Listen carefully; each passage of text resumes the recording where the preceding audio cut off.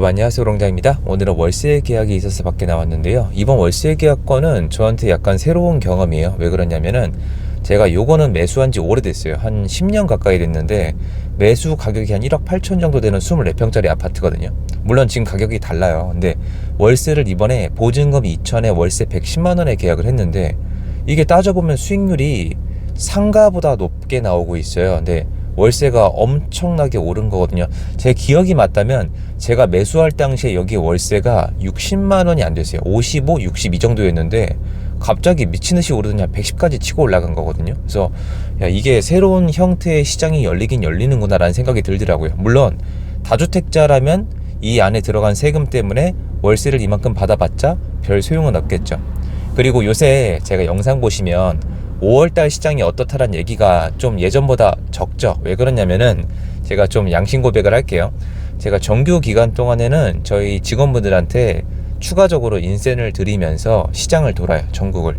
일정 기간 내 일정 양의 이상을 도는 거예요. 그것도 숙련된 사람들이. 그러니까 정보가 막 들어와서 3월 6일 날 제가 3월달 시장 이번에 데이터랑 모든 게 다르게 나올 거라고 말씀을 드렸고 언론이 지금 뒤로 따라오고 있어요. 제가 미래를 맞춘 게 아니라 현장을 그냥 바로 전달을 해드린 거예요. 근데 지금은 정규 강의 기간이 아니라서 제가 그 데이터가 없어요. 그래서 지금은 좀 그거보다는 강도가 약한 정보 수집력을 가지고 있기 때문에 5월달 시장이 어떻다라고 말씀드리기는 좀 뭐예요. 정규 강의가 4월달 중순에 끝났거든요. 4월달 중순에는 분위기가 좀 좋아지다가 총선 직후에 분위기가 좀 안 좋아졌어요. 근데 그 다음에 제가 너무 궁금해서 추가적으로 조사를 했더니 다시 수요가 살아났던 거예요. 3월달, 4월달은 시장이 비슷해요.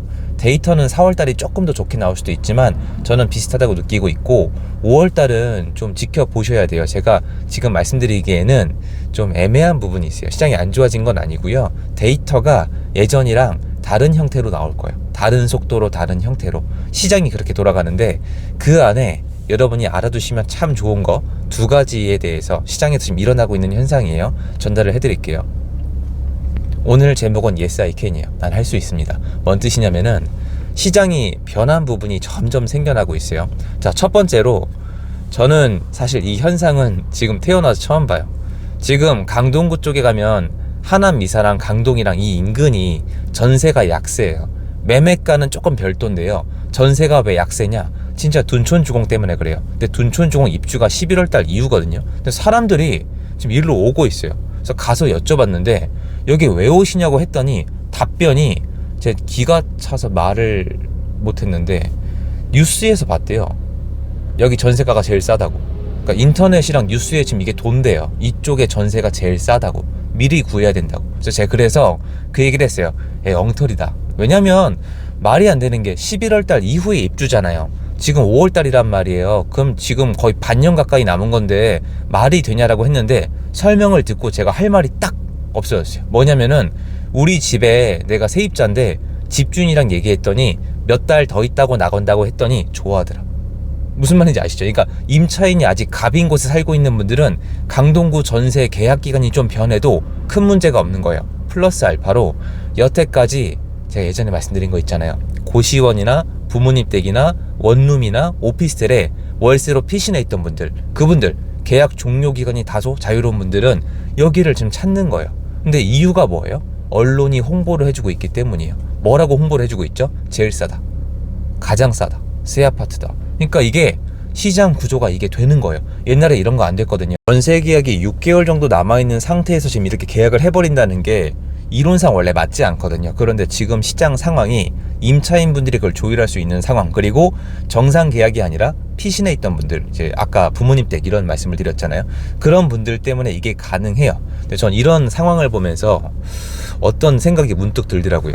요번에 둔촌주공 입주는 파괴력이 어마어마해야 정상이에요. 역사가 얘기해 주는데요. 08년도에 잠실 입주, 18년도에 하반기에 헬리오시티 입주. 얘네가 둔촌주공보다 적었어요. 둔촌주공은 12,000세대가 한 세대가 동시입주란 말이에요. 파괴력이 어마어마해야 정상인데 만약에 이런 식으로 초반부터 수요를 땡겨가 버리면은 지금 다른 시장이 전세 수급이 안 맞으면서 전세 공급이 부족하거든요. 그러니까 수요가 있어서 가격이 올라갈 걸 막는다면, 그러니까 뭘 보시면 되냐면 예를 들어서 강동구나 그 인근에 다른 데는 전세가가 다 올라가는데 강동구만 못 올라가고 있다면 이거 둔촌주공이 빨아가고 있는 거거든요. 그렇지 않습니까? 강동구에 입주가 지금 많은 게 아니라면은 이게 절대로 빠지는 지역이 아니기 때문에 뭐 강남, 송파, 강동 이게 비슷하게 가잖아요. 근데 얘네만 만약에 유독 전세가가 못 올라간다면은 누군가 수요를 빨아가고 있다고 해석할 수 있는 거예요. 근데 지금 이 현상이 일어나고 있어요. 이런 식으로 가게 되면은 나중에 본격적으로 입주할 때의 데미지가 줄어들 수가 있습니다. 설령 이제 역사적으로 없는 이 상황인 데미지가 생각보다 훨씬 약한 상황도 우리가 예측해 볼 수 있다는 거죠. 그래서 진짜 전부 다 yes I can이에요.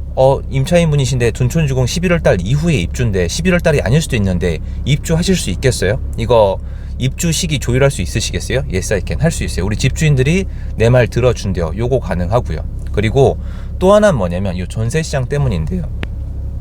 이것도 언론에 이제 나오고 있거나 아니면 나올 건데, 예전에 한동안 제가 말씀드리기를 아파트를 사고 전세를 맞추는 게 좋은 선택이 아니라고 말씀을 드렸어요. 왜 그러냐면 부동산 사장님들이 전세를 맞춰준다고 얘기를 해도 못 맞춰줬어요. 근데 이거를 뛰어넘었었어요. 원래 부동산 사장님들은 조금 욕심을 내시기 때문에 전세는 어지간하면 빠진다는 생각이 있기 때문에 있어 왔거든요. 그래서 전세 놔줄 수 있다는 말씀을 많이 하시는데, 한동안 어땠냐면은 나 못 논다고 했어요. 나 이거 어떻게 될지 모른다고. 왜냐면 가뜩이나 힘든데 사고까지 나면은 너무 힘들기 때문에 전세를 빼줄 수 없을 수도 있다는 얘기를 하셨단 말이에요. 그래서 많은 분들이 매매를 하면서 전세로 잔금을 맞추는 계획을 많이 만들지 않으셨었어요. 그런데 요새 어떤 상황이 벌어지고 있냐, 부동산 중개사님들이 조금씩 욕심을 내기 시작을 했어요. 왜 욕심을 내느냐, 이건 이해를 해줘야 되는 게 지난 2년 동안에 굶어 죽을 뻔했어요. 돈을 벌어야 돼. 이분들 악당들 아니란 말이에요. 집에 가족들 있단 말이에요. 그런데 거래가 되기 시작을 해요. 그리고 자기가 봐도 전세가 빠지기 시작해요. 그 와중에 전세가가 오르고 있는 단지도 있어요.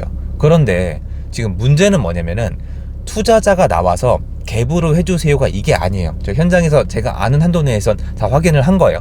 정규 강의 기간만큼 확인 못했어요. 이실직고합니다. 그런데 그분들이 아니라 여태까지 집 안 사고 기다렸던 분들, 그러니까 그분들이 지금 시장에 나오는 거거든요. 그분들이 나와서 집을 사고 가격을 올리고 이런 얘기를 하고 있는 게 아니라 이분들도 어떻게든 자기 주거 형태를 해결을 해야 되잖아요. 또는 선택을 함에 있어서 당장에 내가 못 들어가더라도 집을 사놓고 싶으신 분들이 있어요. 그러니까 좀 나뉘는 거죠. 이 정도면 저점이다. 그리고 전세가를 활용하는 게 대출보다는 낫겠다. 그런데 마침 대출이 굉장히 어려운데 전세 시장이 활성화하게 되면은 이용하고 싶어질 수가 있잖아요. 요새는 정보가 많이 공유가 됐으니까. 이런 것 때문에 내 집 마련하는 분들도 저는 이렇게 전세를 활용해서 사는 분들이 요새 늘어나고 있는 게 눈에 보이거든요. 이건 데이터가 나오지 않을까 싶은데, 그리고 한 가지가 더 있어요. 이분들 중에 청약을 시도하던 분들도 꽤 있어요. 뭐냐면 청약을 여태까지 기다리고 넣었는데 안 되는 거예요. 그리고 가산점도 애매한 거예요. 그리고 이제 공부를 하신 거죠. 앞으로 분양이나 내가 새로 뭔가 넣을 게 점점 줄어들고 줄어듦에 따라서 경쟁률은 올라갈 건데 내 점수대로는 안 될 거라는 거. 그런 분들은 결국 원하던 게 내 집 마련인데 그 와중에 얼마 전에 사전 청약 얘기도 나오는데 사전 청약이 이제 없어지거든요. 그러니까 믿을 게 없는 거예요. 그러면 이제 머리가 복잡하죠. 월세는 비싸고 전세는 올라간다 그러는데 전세는 또 강동구가 싸다고 하니까 글로 가야 되겠고, 다행히 임대인이 내 조건을 맞춰주는 시기는 맞지만 이게 언제까지도 모르겠고, 그리고 전세가 올라가는데 대출은 어려운데 전세를 활용해서 집을 사놓을 수는 있고, 이러니까 모두가 예전처럼 와 이런 시장 아닌 거 아시잖아요. 침체장인데 이 안에서 나름대로 자기에게 가장 맞는 선택을 하고 있는 게 지금 시장인데, 이런 현상이 작년에 별로 없었거든요. 이게 3월달 이후로 거래가 늘면서 전세가 상승이 알려지면서 언론의 영향을 받으면서 사람들이 이런 선택들도 하고 있다는 걸 저는 알려드리고 싶었어요. 그러니까 시장이 확실히 어느 정도는 달라졌다고 저는 느끼고 있거든요. 근데 요게 시장이 만약에 이대로 쭉 진행이 되다가 전세든 뭐든 간에 매매든 월세든 수급이 완전히 꼬여서 한쪽으로 몰리게 되면은 시장이 한번 바뀌는 거거든요. 근데 이게 사실은 올해 말에 임대차 3법 한 바퀴가 다가오고 있단 말이에요. 근데 이것조차도 지금 언론이 자꾸 얘기를 하고 있어요.